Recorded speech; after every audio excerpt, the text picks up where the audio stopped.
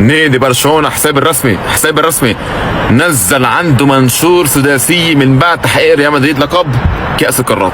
هيا قدامكم لحتى يذكرهم انه برشلونه هو الفريق الاسباني الوحيد يلي جاب السداسيه. هيدي من بعد ما حقق ريال مدريد كاس القارات. هيدا منشور قدامكم. انا بالنسبه لي مستغرب جدا، متوقع برشلونه كان يبارك لريال مدريد مثل ما كل مره ببارك له.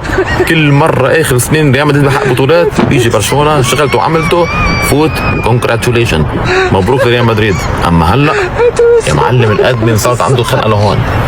كيف ريال مدريد بأسوأ احواله عم يحقق بطولات ونحن هلا بافضل احوالنا مش عارفين نحقق بطوله، حتى صداره طردنا عنا. الادمن وكل برشلونه معلم مخنوقين كيف الريال جاب هالبطولتين اول موسم وبرشلونه هلا صفر.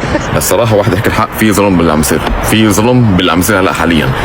كيف الاتحاد الاسباني بعده هلا معطيهم كاس ال4-0 لبرشلونه، والاتحاد الاوروبي معطيهم كاس ال4-0 ثاني قدام بايرن.